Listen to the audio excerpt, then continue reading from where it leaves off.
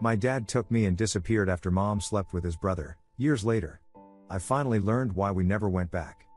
I was 8 when my father taught me that sometimes the bravest thing you can do is walk away. It was 3 a.m. when he shook me awake. Not gentle, firm, purposeful. The kind of wake up that tells you something's already in motion. Get up. Pack one bag. Clothes, nothing else.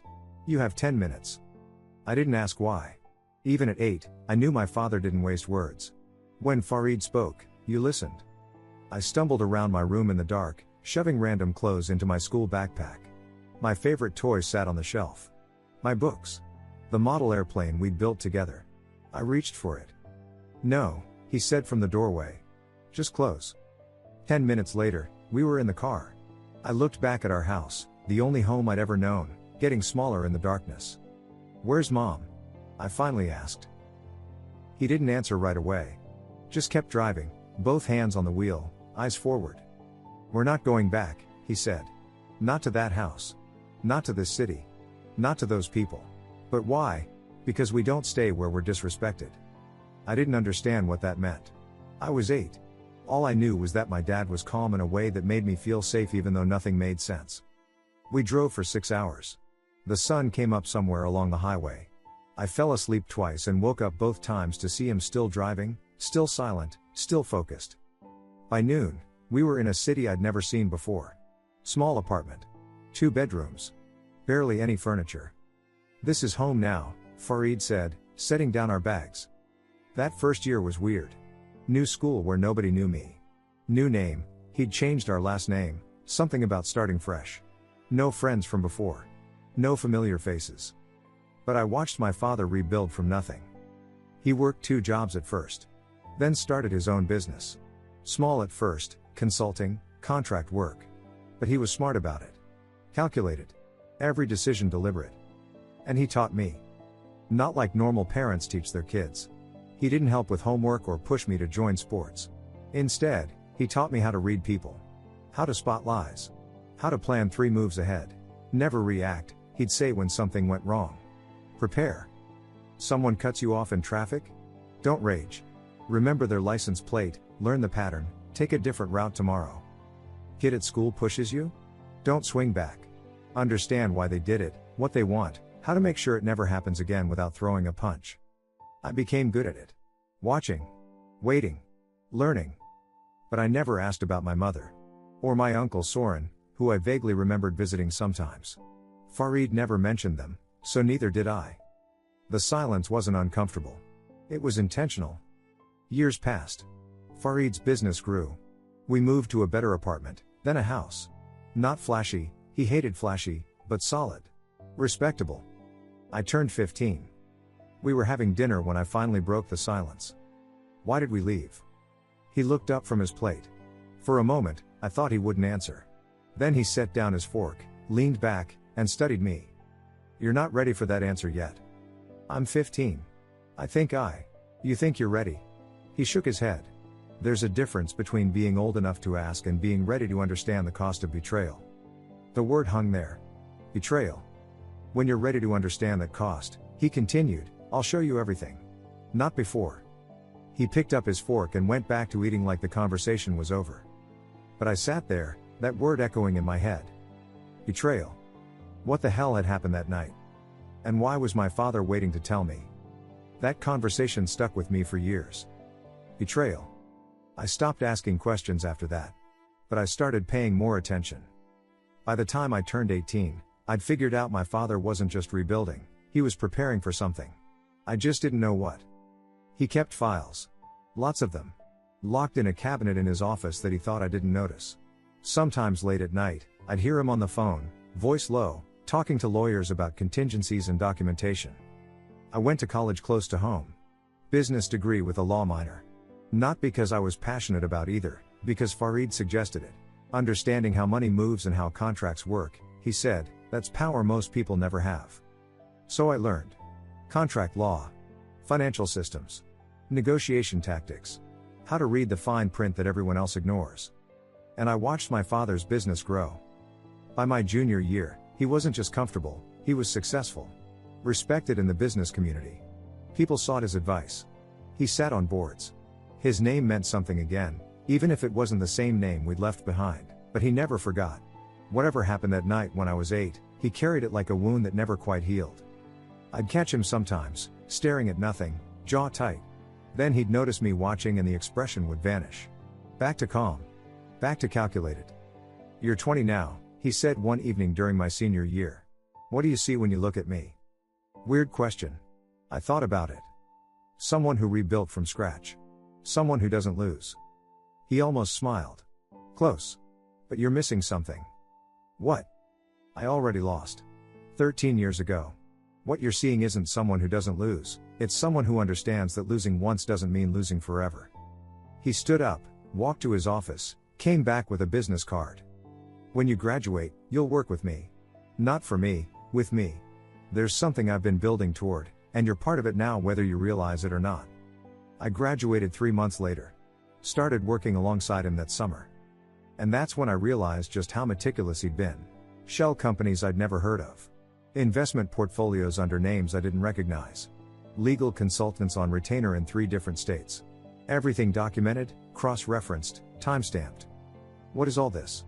I asked one day, staring at a spreadsheet that made no sense. "Insurance," was all he said. My 21st birthday fell on a Tuesday. No party. I didn't want one anyway. Just dinner at home, like always. Farid cooked, nothing fancy, just the meal he always made on birthdays. We ate in comfortable silence, the kind that comes from years of understanding each other without needing constant conversation. After dinner, he cleared the plates but didn't move toward the kitchen. Instead, he went to his office and returned with something I'd never seen before. A thick manila folder. Worn edges, like it had been opened and closed 1,000 times. He set it on the table between us.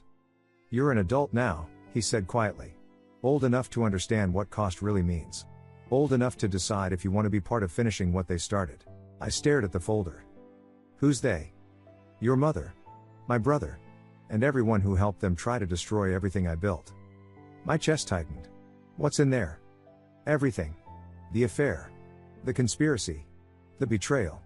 13 years of documentation, evidence, and preparation." He pushed it toward me.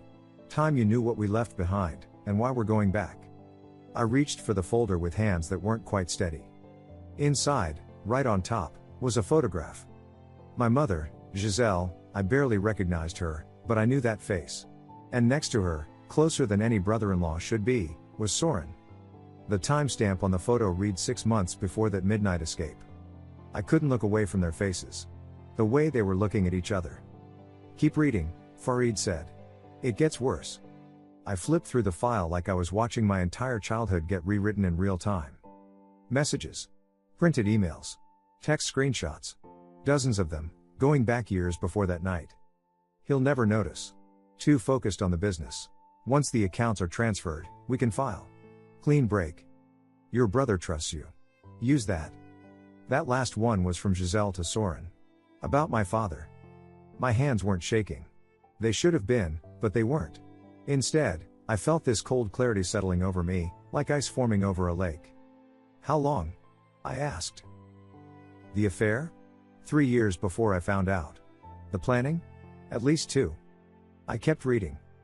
Bank statements showing accounts I'd never heard of. Farid's accounts, or they had been. Systematically drained over months. Transfers to offshore holdings. Routing numbers that led to shell companies registered in Soren's name. They were bleeding you dry. Slowly. Carefully. If I hadn't caught that one irregular transfer, pure luck, honestly, I never would have noticed until it was too late. The next section was worse. Business documents. Contracts Farid had signed for his company, except the copies in the file had been altered. Clauses changed. Terms modified. His signature forged on amendments he'd never seen. They were setting you up. For fraud charges, yes. If they'd succeeded, I'd have been liable for contracts I never agreed to. Fake debts. Fabricated liabilities. By the time the legal mess cleared, even if I proved my innocence, the business would be destroyed.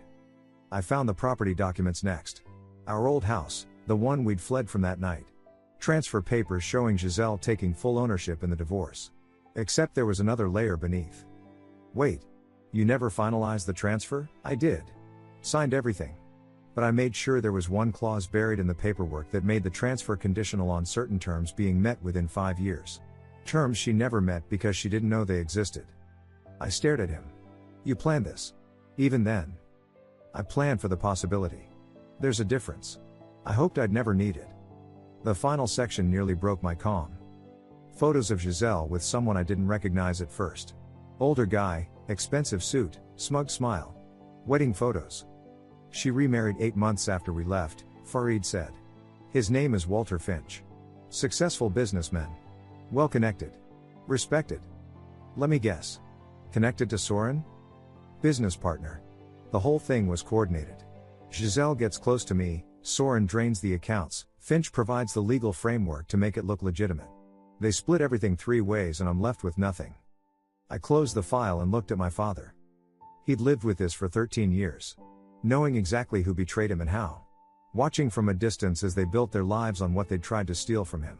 Why didn't you fight back then? He leaned back in his chair, expression calm as ever. Because fighting then would have meant lawyers, courts, headlines. Burning time and money trying to prove what I knew. And even if I won, I'd have been destroyed in the process. My reputation. My business. Everything. So you disappeared. I let them think they won. Let them get comfortable. Sloppy. He paused. And I spent 13 years building something they can't touch while documenting every move they made. What are you saying? I'm saying they took everything from us once. The house. The business. The life we had. They thought we'd disappear forever. He met my eyes. But we didn't disappear. We prepared. The weight of it hit me then. 13 years. This whole time. What do we do? I asked. We finish what they started. Legally. Completely. Permanently. He pushed the file toward me. I've set everything in motion. Shell companies in place. Legal traps ready. Strategic positions secured. Everything they built, their investments, their business, their assets, it's all vulnerable because they built it on fraud. He stood up, walked to the window, looked out at the city we'd made our own. I need to know you understand what this means.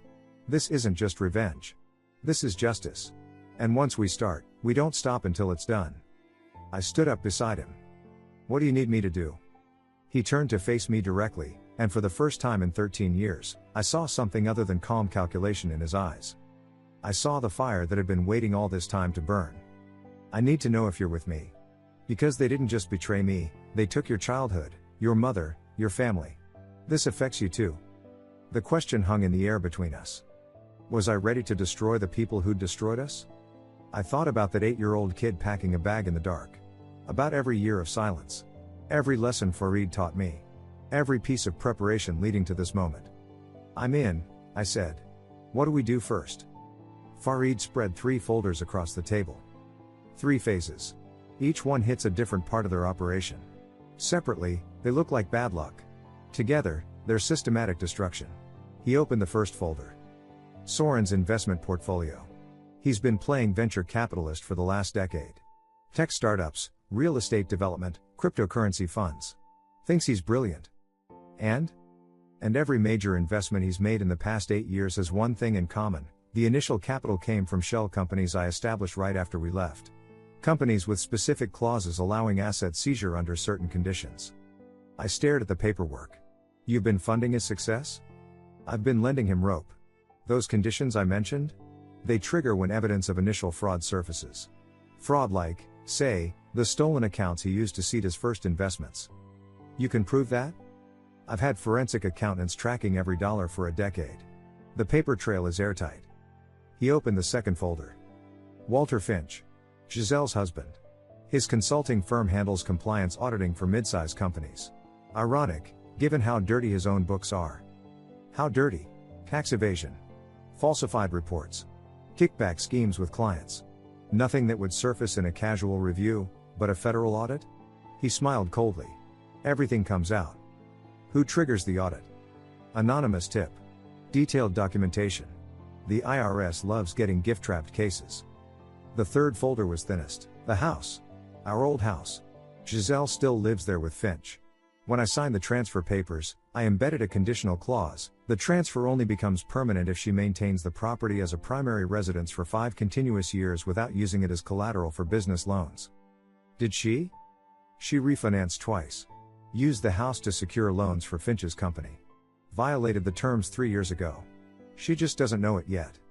I sat back, processing the scope of it. This is insane. This is justice. They built everything on what they stole. We're just taking back what was always ours. When do we start? We already did. 2 days ago. The next 72 hours were a masterclass in coordinated destruction. I handled logistics. Making calls to lawyers Farid had positioned years ago. Filing documents with courts in 3 states. Coordinating timing down to the hour. Farid monitored. He had people, not employees, just contacts who owed him favors or shared interests in seeing certain things happen. They fed him information in real time. On day 2, Soren got the first notice. Investment accounts frozen. Assets seized by creditors he'd never heard of. Legal documents citing breach of contract terms he didn't know existed.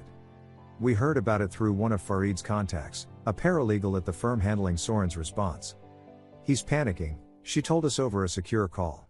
Calling everyone. No one can explain where these companies came from or why they have claim to his assets. Phase 1, complete. Phase 2 hit the next morning. Anonymous tip delivered to the IRS. Detailed documentation of Finch's irregularities. Bank records. Client communications. Everything organized and indexed. The audit notice arrived at Finch's office by courier at 9 a.m. Federal audit, Farid said, reading the confirmation text from another contact. Full forensic review. They're freezing business accounts pending investigation. I watched him work, calm and precise as ever. No celebration. No gloating. Just checking boxes on a list he'd been building for 13 years. They don't understand yet, I said. They think these are separate problems. They will. Give them another day. He was right. By day 4, the panic set in. Our sources reported frantic phone calls between Soren, Giselle, and Finch. Lawyers being hired and fired. Desperate attempts to understand how everything was collapsing at once. They're looking for connections, Farid said. Trying to figure out if someone's targeting them. Are they looking at you? They don't even remember me. 13 years is a long time. They assumed we disappeared into nothing. The property reclamation filing went through on day 5. Legal notice delivered to Giselle's address. Original contract. Documentation of violated terms. Court date set for 3 weeks out. That's when everything connected for them. Our contact in Soren's lawyer's office called that evening. They know, she said. Giselle received the property notice. She showed Soren. They're putting it together, someone's been planning this. Do they know who? Farid asked. Not yet. But they're scared. Really scared. After he hung up, Farid turned to me. His expression was unreadable. But there was something in his eyes I'd never seen before. Satisfaction. 3 weeks, he said quietly. In 3 weeks, we go to that courthouse. We look them in the eye. And they'll finally understand what we built in the dark while they celebrated in the light. I felt it then. The weight of 13 years. The precision of every move. The patience it took to build something like this. They're going to be there, I said. At the courthouse. Yes. We're going to face them. Yes. What do we say? He looked at me for a long moment. Nothing. We let the verdict speak for us. The next 3 weeks were brutal. Not for us, for them. We watched it happen in real time. News articles. Court filings. Social media posts from people in their circle asking if everything was okay. Soren's business partners started distancing themselves first. Public statements about pursuing separate ventures and dissolving partnerships. What they really meant was they were running before the whole thing collapsed on them too. The lawsuits came next. Investors who'd trusted Soren with capital suddenly realizing their money was tied up in frozen accounts. They wanted answers. They wanted their money back. He couldn't give them either. Finch's company made local news. Prominent consulting firm under federal investigation. The article was careful not to accuse him of anything directly, but the damage was done. Clients pulled contracts. Employees started looking for new jobs. I found myself reading these articles late at night, staring at photos of people I barely remembered. Giselle looked older than I expected. Not in a normal aging way, in a worn-down way. Like the stress was eating her from the inside. Soren looked desperate in every photo. Tie loosened, expression tight, eyes that kept darting away from cameras. Finch just looked angry. Like he couldn't believe this was happening to him. You feel it, don't you? Farid asked one evening. He'd found me at my laptop, scrolling through another article. Feel what? Doubt. Guilt, maybe. Seeing them like this. I closed the laptop. I don't know what I feel. He sat down across from me. I felt it too.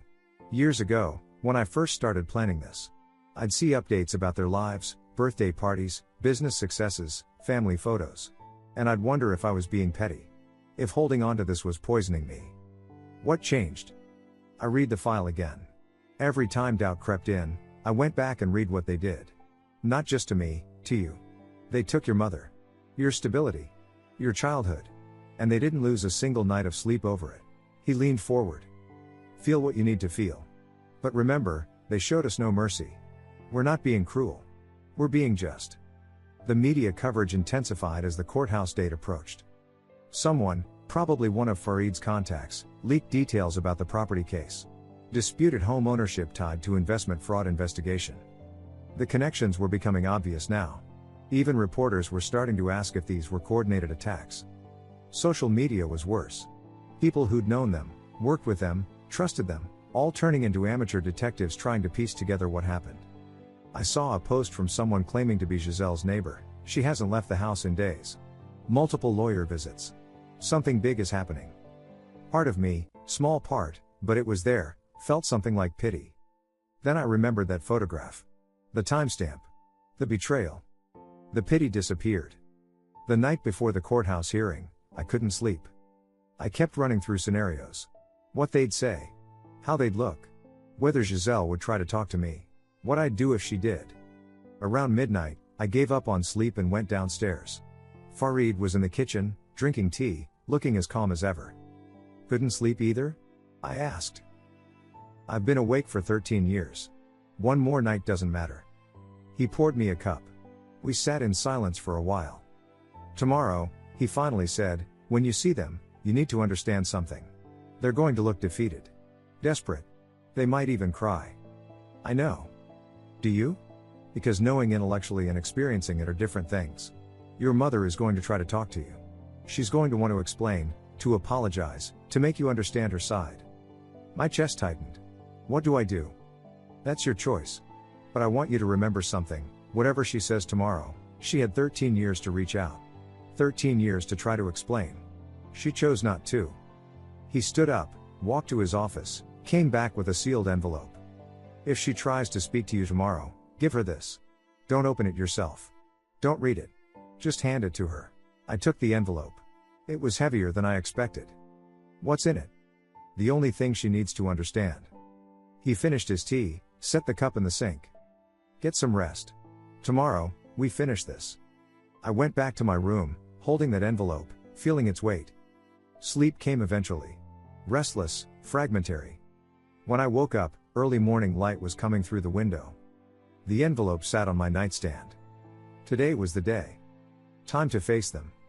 We arrived at the courthouse 40 minutes early.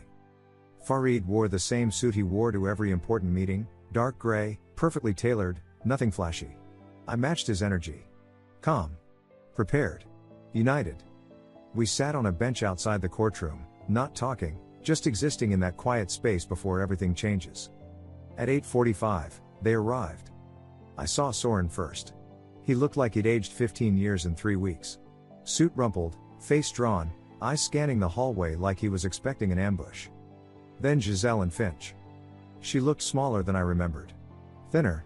Her hair was different, shorter, grayer. She clutched a folder against her chest like it could protect her from what was coming. Finch just looked furious. Jaw clenched, walking too fast, radiating the kind of anger that comes from losing control. They didn't see us at first. We were positioned down the hall, out of their immediate line of sight. But then Giselle turned. Our eyes met. I watched her face change. Recognition. Shock. Something that might have been hope. She took a step toward us. Soren grabbed her arm. Don't. But she pulled away, walking down the hall, her lawyer calling after her. Fareed didn't move. Didn't even look up. She stopped 10 feet away from us. Please, she said. Her voice cracked. I need to explain. I stood up. Felt the envelope in my jacket pocket. Every instinct in me wanted to hear what she'd say. Curiosity. That basic human need to understand why people do what they do. But then I remembered. 13 years of silence. 13 years of her choosing not to reach out. Not to explain. Not to apologize. 13 years of choosing them over me. I pulled out the envelope and held it out to her. "You don't get to explain," I said. My voice was steadier than I expected. "Not now. Not ever." She took the envelope with shaking hands. Soren was beside her now. "What is this?" "Some kind of..." "Open it later," I said. "Or don't. Doesn't matter to us." Farid stood up beside me. Still hadn't looked at them directly. "You can't just..." Finch started, stepping forward. Farid finally met his eyes. The temperature in the hallway seemed to drop. "The hearing starts in 10 minutes, Farid said quietly. "I suggest you speak to your lawyer instead of us." The hearing itself was almost anticlimactic. Judge reviewed the evidence. Original contract. Documentation of violated terms. Finch's lawyers tried to argue technicalities, but the clause was ironclad. 30 minutes. That's all it took. Property returned to Farid's ownership. Assets seized and redistributed. Legal fees awarded. Restraining orders filed preventing any contact or retaliation. The judge's gavel fell. Done. We walked out of the courtroom into the hallway where they were waiting with their lawyers. Giselle had opened the envelope. She was staring at something in her hands, tears running down her face. Inside, I'd learned this later, was a photograph. Me at 8 years old, walking out of our old house that night, backpack over my shoulder, looking back one last time. On the back, in Farid's handwriting, "You chose this. Live with it." Soren tried one last time. "You can't just destroy everything We didn't destroy anything," Farid said, cutting him off. "You built your empire on fraud and theft. We just collected what you owed." 13 years, Soren's voice rose. "You waited 13 years for this?" Farid's expression didn't change. "I waited until the timing was right. Until you'd built enough that losing it would hurt. Until you felt safe enough to forget what you did." He looked at Giselle, still clutching that photograph. "You made your choices. Both of you. You chose greed over family. Betrayal over integrity. You chose this." Then he looked at me. "We're done here." We turned and walked toward the exit. Together. Side by side. Behind us, I heard Giselle sob. Heard Soren shouting something at his lawyer. Heard Finch's angry voice echoing in the hallway. We didn't look back. Outside, the morning sun was bright. Traffic noise. People walking past, living their normal lives, no idea what had just happened in that building. Farid stopped on the courthouse steps. "How do you feel?" he asked. I thought about it. Really thought about it. Like we took back what was ours. He nodded once. "Good. Because that's exactly what we did. We walked to the car. Drove away from that courthouse, from those broken people, from 13 years of waiting. That was 5 years ago. I think about that day sometimes. About the look on Giselle's face. About how small they all seemed. Farid taught me something that night when I was 8, something I didn't understand until much later. Strength isn't about staying and fighting every battle. Sometimes it's about knowing when to walk away. When to prepare. When to strike. We don't stay where we're disrespected. And when we leave, we take everything that's ours." Thank you so much for watching until the end.